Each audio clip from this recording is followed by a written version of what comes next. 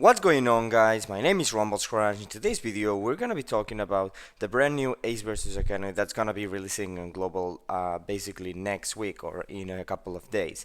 So here you can see already the information about the banner. So as I was expecting, it's actually a pretty bad banner like the JP got, because I don't know why, but the release of versus units normally is quite bad. I don't really know why they do that. So yeah, I'm gonna be first talking like really quickly about the structure of the banner, but I'm gonna be mainly talking about the unit and what it does and what it may imply for the future in PvP. I have another video prepared telling you on where to pull in the future, so definitely stay tuned for that. But this video is gonna be mainly talking about the unit and maybe a little bit the structure of the Sugo Fest. So yeah, so here you can see the first four multis is pretty stock standard. For what I believe in the JP side, I think there's like 20 available legends. So, but I'm not really sure how many are we gonna get. And I think that limited pool on the fifth, it's 10 legends. So it's nothing like really that impressive, because like in normal Sugofesu we normally do have 10 available legends. So that fifth multi is kind of a bait, because if you put like 20 or 30 available legends and then you say, oh well, limited pool, it's just 10 legends, and then people might be enticed to pull there, but it's actually like just a normal pool like in another Sugofest. But yeah, well, it's actually not a bad step. So maybe doing 5 multis, but well, I'm gonna be talking about that in the other video, because it all depends on the units that you have and on the gems that you have saved. Because the point that I make in that other video that I have prepared is that now that we got the Yoshi letter and that we are gonna be getting the content faster and all together, then maybe it's not a bad idea to keep in mind that the anniversary units, the White versus Shanks, the Ace and Sabo are not gonna be coming in that long. Like probably we're gonna get another month faster. Like well, and we still have to know what we're getting in the French anniversary, because I don't think it's a Morian Blackbeard. So well, I talk about that in my other video. So I'm not gonna be talking about it whether you should pull here or not. I'm gonna be talking about that in the other video. But this is definitely one of the best legends in the game, and in terms of the normal game, yeah, you definitely want these guys because they are just amazing. In terms of Power Rumble, probably too, but there's some interesting stuff that you should consider too. Then well, the ninth multi is a super limited pool. I think it's just 5 legends, the ninth multi. So that yeah, the ninth multi, it's not bad. It's actually pretty quite good. But I do think JP got the same. And then, yeah, well, there's some recommended character steps, which include, I think, like 2 legends, but all the rare recruits. So I don't think the recommended character steps are actually that good. If you get the red, they are good, but you're not guaranteed to get the red. And then the 30 multi is Ace versus Akainu. This is what I meant by it's a pretty bad banner. They are guaranteed at 30 multis, so that's a lot of multis that you have to do with, I think, a lot of available legends in the banner. So hopefully if you pull, you don't have to go that far. And I do wish you luck if you pull there, but yeah, that is the problem with the banner that I see. But let's now talk about the unit. So first we're gonna be talking about the part of Ace. So versus Ace, which is actually a strength character, is actually an amazing character in Power Rumble and in the normal game. So in Power Rumble, basically in his his passive will actually buff the defense of strength by level 3 and the attack by level 5. So immediately, as it's a strength based tanky units, it's gonna be immediately a requirement to build a strength team. So he's actually gonna be really good, and then applies level 5 attack up to himself for the first 40 seconds. Because if you check what his special does, he's actually quite a massive nuker, because he will apply with the special on 25-second cooldown, which is really low, a level 7 attack up to himself for 10 seconds, but that is mainly regarding the special. And then he will deal 2 times attacking all enemies in a large radial range, so that's a large, very, very, very good range. And then if his HP is below 60%, he will deal another 2 times attack. So, and this time to guarantee to all enemies. So basically, if the first time that this guy activates a special, uh, his HP is under 60%, then he will just nuke almost all the enemy units by 4x. So that's a lot. But even if it's not the first time, the second time he will still nuke the enemy units by that much. So an amazing unit immediately.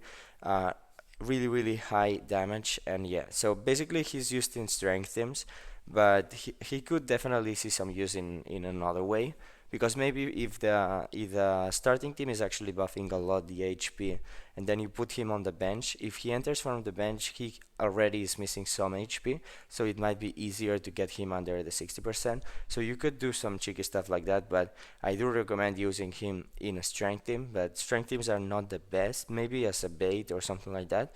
But yeah, next up we have and well, he resists dex damage and stuff, but that is like the usual on the latest units. And now we have the versus Akainu, which is in terms of PvP is the best one, and it's the main reason you would be pulling for this guy in terms of PvP. In terms of the normal game, both are really, really good.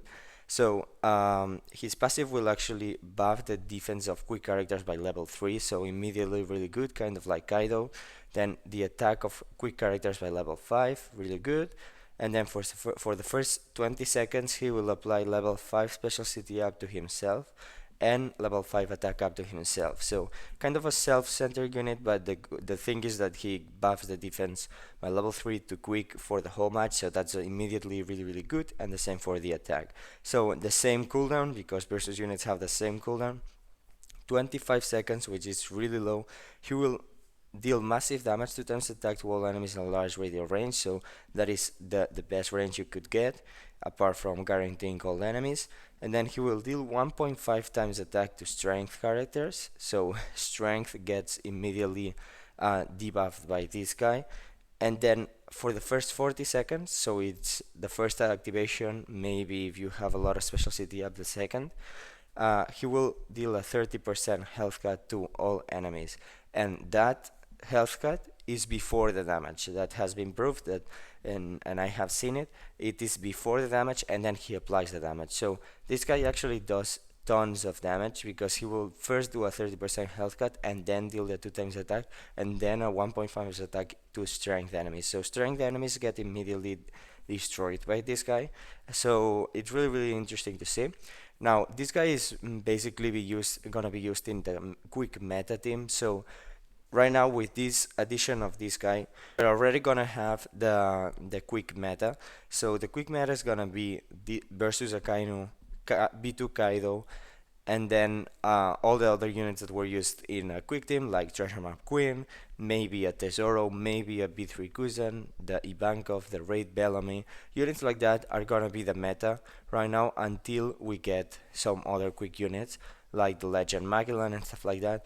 So yeah, immediately a really, really top tier unit in terms of power rumble. So it's gonna be really, really interesting to see how it is. I mean, in JP it was basically the meta, but I do think that the side team still can compete with this quick team.